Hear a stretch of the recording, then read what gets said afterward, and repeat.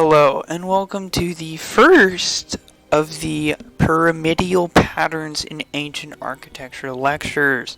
My name is Professor Jan R. Bha'ard, and today we're going to be taking a look at some of the most interesting and extraordinary structures in ancient human history. The first of which is the Egyptian pyramidials. Now, it should be noted that pyramidials just refers to the pyramid-like structures that occur everywhere. Now, you have to ask yourself, if these pyramids occur in every civilization, from the Aztecs to the Mayans to ancient Spain to ancient England, right? There has to be some trend toward something higher, right? What unites these pyramidal structures? We'll get to that. But the Egyptian pyramidal structures are the most interesting because obviously they're the biggest and they're the most regular pyramid structures. Now, to this day, we don't actually know how they were built, nor do we know why they were built. We don't know why they align with the stars. We don't quite understand what their purpose was. Now, the top scientists at Harvard, my colleagues in the University of California system, we can't come to an agreement because there simply just isn't enough evidence. But what we can do is take a guess why these pyramidials were built. And so we moved, one of the most notable structures as to why, that gives us clues why the pyramidials were built, is the Pyramid of Hellinikon, right? This was built between, as far as we know, between the 4th and 5th century. Now, this can be confirmed with carbon dating from the pot shards. These were particularly for housing the living and housing the dead, right? Trending towards these pyramids. Now, you have to ask yourself, why would we house both living and dead in the pyramidials? Fantastic question, but I think the answer lies in really the structure itself. So what you have, if we go back here, what you have is you have four corners, right? And they lead up to a point, and the point is in the sky. Now, what happens in every culture when people die, everyone thinks that in all religions, the soul rises up to the sky.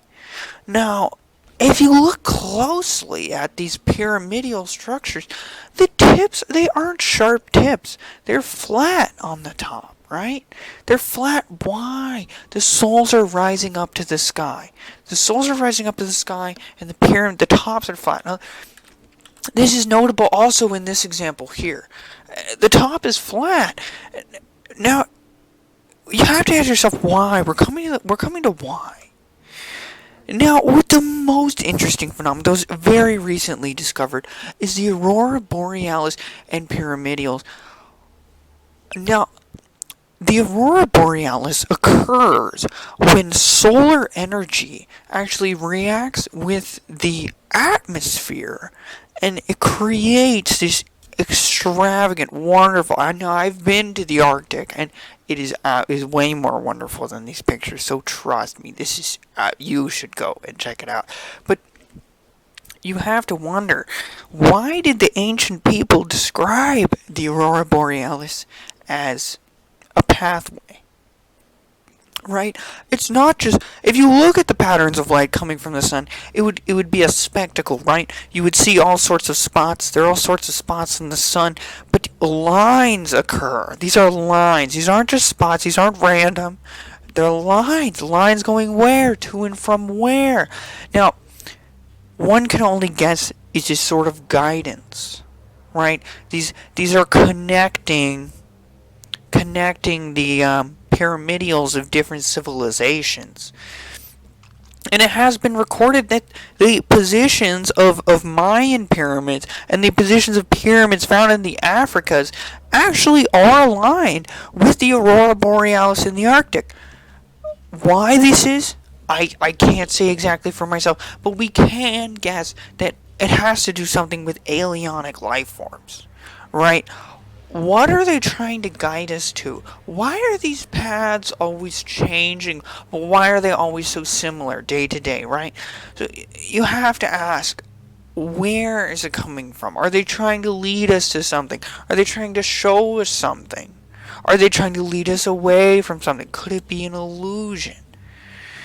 Very interesting. These are all questions that we'll answer in the next lecture. How we come to Asian pyramids. These are also connected via the aurora borealis structures in the sky.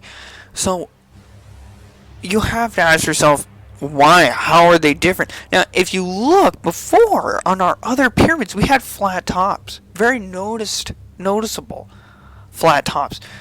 But if you look at the Asian pyramids, they have flat bottoms.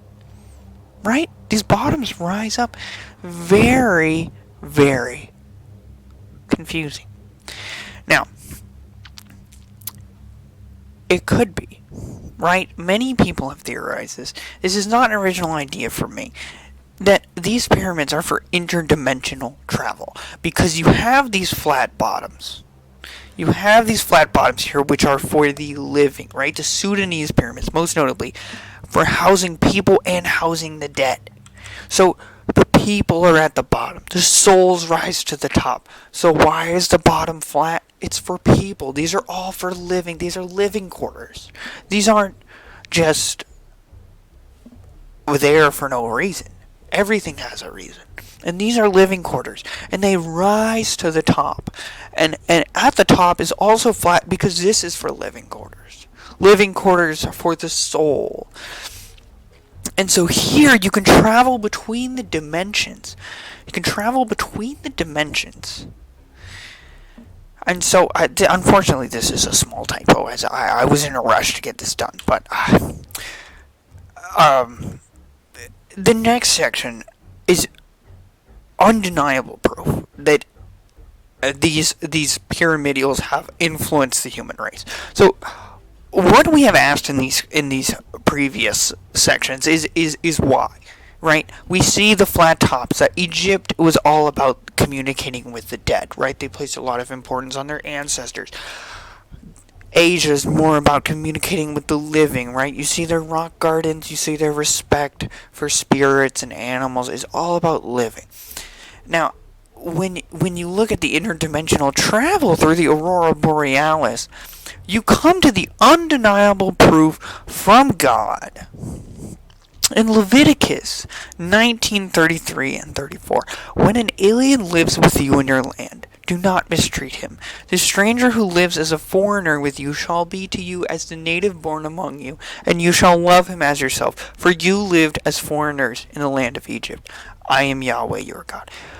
Most people interpret alien to mean someone who's foreign, which is correct. Someone who is foreign from where? From the other side. Now, this might be hard to grasp for most of you, but the other side is where you go when you're dying. Now, if you can go there by dying, you can also come back. There's no place on earth where you can go and never come back. There's always a way. So, when you go there and come back, there's an interaction between the living and the dead through these pyramidal structures. So what we have here are actually living, unliving hybrids who occupy such an interesting role in human history. And so what we have are these fantastic scientific studies of ancient skulls, which are nothing like modern humans, because their brains, your brain adapts to your experiences. So when your experiences are not of this world, your brain is not of this world, and so it becomes so large.